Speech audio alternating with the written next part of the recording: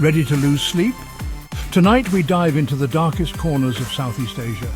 These are the top 3 terrifying legends from ASEAN countries, tales of vengeful spirits, cursed rituals and creatures that haunt the night.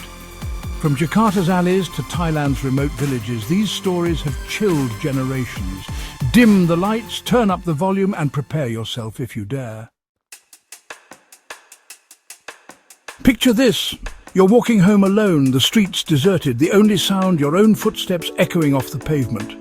The air is thick with the scent of jasmine, carried on a warm, unsettling breeze. It's oddly sweet, too sweet. Then, without warning, a blood-curdling wail tears through the silence. It's not human, it's the Pontianak, a spirit born from sorrow and rage. A woman who died during childbirth, her soul twisted by pain and betrayal. She appears as a vision of beauty. Long black hair cascading down her back, a flowing white dress, and eyes that glow like embers in the dark. But that beauty is a mask. Beneath it lies a face twisted by vengeance, a mouth that opens not to speak, but to scream. Her scent is unmistakable, frangipani, sweet, floral and cloying, but it's not a fragrance of life, it's a warning. Her victims are often men, drawn in by her beauty, unaware of the horror that awaits, but she also seeks out pregnant women, consumed by envy for the life she was denied. One chilling tale tells of a group of young men walking past a cemetery late at night, their laughter echoing through the tombstones. They hear soft crying, fragile, mournful. A woman in white stands among the graves, her face hidden by her hair. She says she was attacked.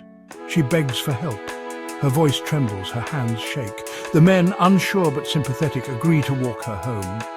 But as they walk, her grip tightens, unnaturally strong, like iron. The scent of frangipani grows overpowering, suffocating. It clings to their skin, their clothes. Then one of them notices her feet aren't touching the ground. She's floating. Panic erupts. They run, stumbling through the dark, but it's already too late. One by one, they vanish, swallowed by the night, their screams fading into silence. Only one survives, but he's never the same. His eyes are hollow, his nights are sleepless. Another tale speaks of a pregnant woman tormented by nightmares, visions of blood, of crying, of a woman in white. The scent of frangipani fills her home, though no flowers are near. It seeps through the walls, the windows, her dreams. One night she sees her, perched on the rooftop, eyes glowing like coals, watching. Her husband rushes in, but the spirit vanishes into the shadows, leaving only the scent behind. They try everything, prayers, charms, even a shaman. But the nightmares persist. The scent never fades. Then, during a violent storm, she goes into labour. The lights flicker, the wind howls. Her husband runs for help, heart pounding, rain blinding his eyes. But when he returns, the room is empty. The window is wide open, curtains billowing like ghostly arms. The only thing left behind is the scent of frangipani and silence. His wife and unborn child gone. No trace, no explanation, just grief. The Pontianak is more than a ghost. She is a curse, a shadow that clings to sorrow and loss. A reminder that some wounds never heal, some cries never fade. In Southeast Asia, her legend is still alive, told in whispers passed from generation to generation. So if you ever hear crying in the night, don't turn around.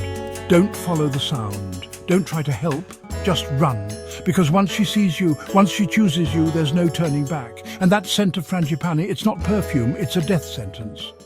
The Pontianak is waiting, always. In the shadows of Southeast Asia, where dense jungles whisper ancient secrets and the night air carries more than just the sound of insects, a terrifying legend has haunted generations. One legend stands out for its sheer horror, the Krasue. A tale passed down in hushed tones, especially when the moon is full and the wind howls through the trees. The Krasue appears as a floating woman's head, glowing faintly in the dark, with her internal organs, heart, lungs, intestines, trailing beneath her like grotesque ribbons. She hunts at night, gliding silently through the air, her entrails pulsing with a life of their own, driven by an insatiable hunger for blood and flesh. Once a woman, some say a midwife, others a noble betrayed by love, she was cursed by black magic, jealousy, or a dark ritual gone wrong. Now she is doomed to roam the earth, her soul tethered to her severed body, which lies hidden during the day, waiting for her return before sunrise. She slips through the narrowest cracks in walls, through keyholes and crevices, her presence marked by a foul stench and a chilling breeze. Her long, snake-like tongue slithers through windows, seeking the blood of pregnant women and the soft flesh of newborns, her favourite prey. Elders warn children not to stay out late, and pregnant women sleep with knives under their pillows, hoping to ward off the creature's approach. Villagers hang thorny vines around their homes, believing her entrails will get caught, trapping her until dawn when she must flee or perish. One chilling tale tells of a man who saw a glowing orb outside his hut. Thinking it was a firefly or spirit light, he stepped out to investigate, but it wasn't an orb. It was her. The Krasue lunged from the shadows, her face twisted in hunger.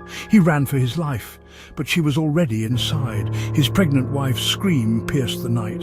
He burst into the house, only to find the Krasue feeding, her entrails writhing like snakes in the dark. Grabbing a machete, he attacked, but she slipped away, laughing, a sound that echoed through the trees as she vanished into the night. His wife survived, but her mind never did. She spoke of the Krasue in whispers, even in daylight. They left the village, hoping to escape the nightmare. But fear, once planted, grows roots that follow you. The Krasue is more than a ghost. She's a curse, a punishment, a nightmare that floats just beyond the edge of light, always watching. Her legend is a warning passed down through generations. Don't wander alone at night, especially near the jungle's edge. Don't follow the glowing light. Don't trust what you see in the dark. Because if you see her, it's already too late.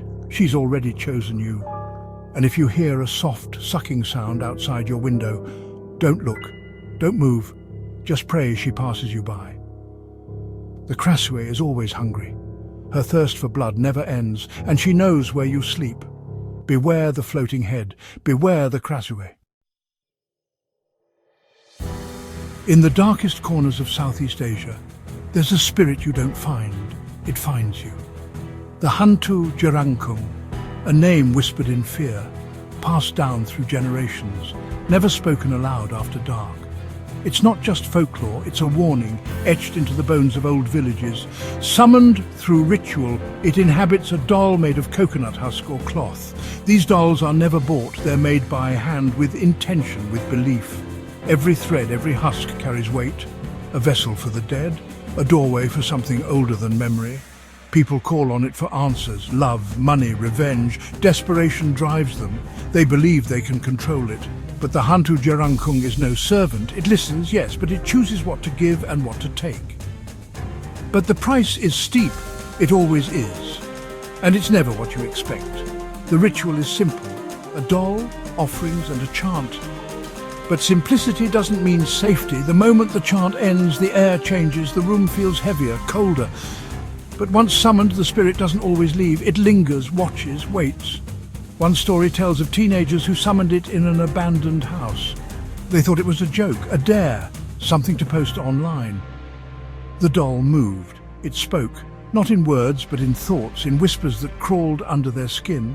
They laughed until it turned dark, until the laughter echoed back at them, twisted and wrong. One boy asked to speak to a dead relative. He missed his brother. He just wanted to say goodbye.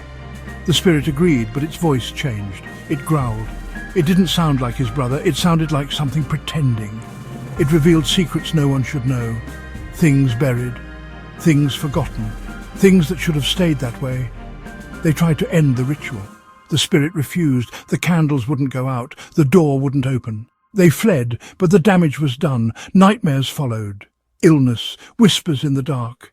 Shadows that moved when no one else did. A constant feeling of being watched, of never being alone again.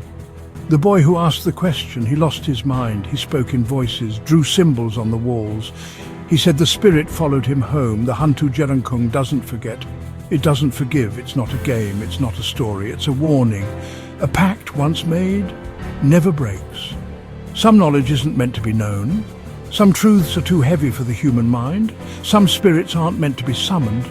They don't come alone. They bring echoes. They bring hunger. And some doors, once opened, never close. They stay ajar, waiting for the next curious soul. The Hantu Jerangkung waits in silence for the next fool to call its name. It doesn't need to chase. It knows someone always will. So if you ever find a doll in white surrounded by incense, walk away. Don't ask questions, don't light the candle, just leave. Because some spirits don't need an invitation, just curiosity. 3 legends, 3 nightmares, 1 question. Would you dare visit these haunted places?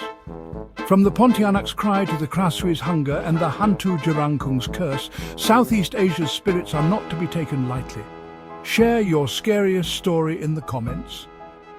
And don't forget to like and subscribe for more tales from the shadows. Until next time, sleep with the lights on.